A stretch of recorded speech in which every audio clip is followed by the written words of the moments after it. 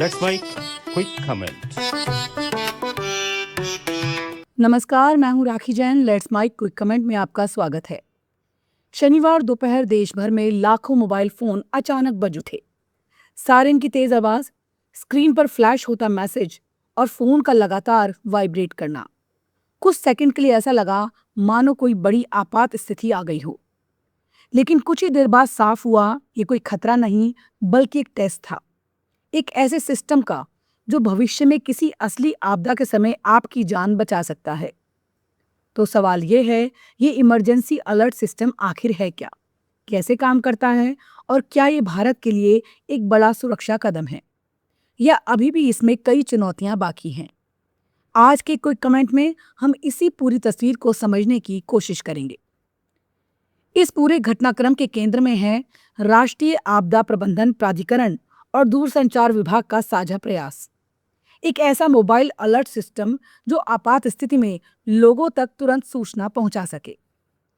2 मई को देश भर में जो सायरन और मैसेज लोगों के फोन पर आया, वो इसी सेल ब्रॉडकास्ट अलर्ट सिस्टम की टेस्टिंग का हिस्सा था।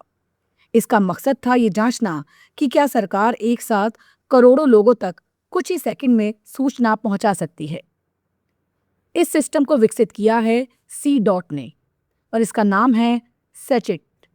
ये एक इंटीग्रेटेड अलर्ट सिस्टम है जो कॉमन अलर्टिंग प्रोटोकॉल यानी CAP पर आधारित है। सरल भाषा में समझें तो ये पारंपरिक SMS से अलग है। SMS एक नंबर पर आता है, जबकि सेल ब्रॉडकास्ट तकनीक के जरिए किसी इलाके में मौजूद सभी मोबाइल फोन पर एक साथ मैसेज भेजा जा सकता है, चाहे नेटवर्क व्यस्त हो या इंटरनेट बंद हो। यही वजह है ये सिस्टम आपदा के समय बेहद महत्वपूर्ण हो जाता है। भूकंप, बाढ़, चक्रवात, गैस लीक या किसी बड़े हादसे की स्थिति में हर सेकंड मायने रखता है। ऐसे में अगर लोगों को पहले से चेतावनी मिल जाए तो नुकसान कम किया जा सकता है। केंद्रीय मंत्री ज्योतिरादित्य सिंधिया के मुताबिक ये पूरी तरह स्वदेशी तकनीक है जो 2G से लेकर 5G तक सभी नेटवर्क पर काम करती है और 20 से ज्यादा भाषाओं में अलर्ट भेज सकती है। यानी हिमालय के गांव से लेकर तटीय इलाकों तक हर जगह ये सिस्टम पहुंच सकता है। लेकिन इस टेस्टिंग ने एक और पहलू उजागर किया, लोगों की प्रतिक्रिया। कई लोग इस सायरन से घबरा गए, कुछ भ्रमित हो गए और कईयों को समझ ही नहीं आया कि क्या हो रहा है। ये बताता है कि तकनीक जितनी जरूरी है उतना ही जरूरी है उसके प्रति जागरूकता। सरकार ने पहले ही कहा था कि ये सिर्फ टेस्ट है और लोगों को घबराने की जरूरत नहीं है, लेकिन फिर भी जो प्रतिक्रिया सामने आई वो ये दिखाती है कि सिस्टम के साथ साथ लोगों को शिक्षित करना भी उतना ही जरूरी है। इस सिस्टम की एक और खास बात यह है, ये भूगोल के आधार पर काम करता है। यानी अगर किसी खास इलाके में खतरा है तो सिर्फ उसी इलाके के लोगों को अलर्ट मिलेगा। इससे अनावश्यक डर या भ्रम फैलने की संभावना कम हो जाती है। हालांकि कुछ सीमाएं भी हैं, जैसे हर फोन में सेल ब्रॉडकास्ट फीचर एक्टिव होना जरूरी है। अगर ये सेटिंग बंद है तो मैसेज नहीं मिलेगा।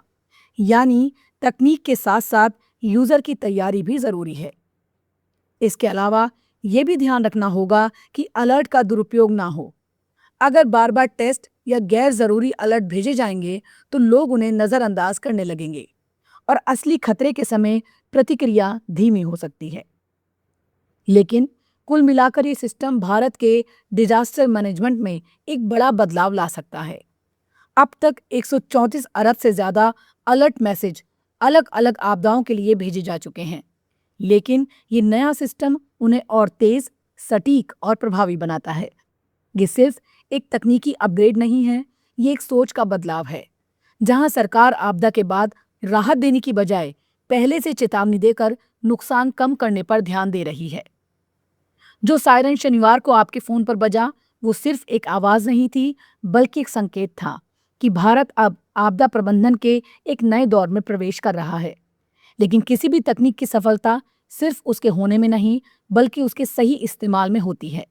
अब जरूरत है जागरूकता की, तैयारी की और भरोसे की, ताकि जब अगली बार ऐसा अलर्ट आए तो डर नहीं, सही प्रतिक्रिया सामने आए।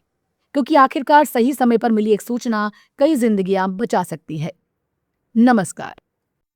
आप सुन रहे थे let's mike more than radio. Follow कीजिए हमें हमारे सोशल मीडिया प्लेटफॉर्म्स पर।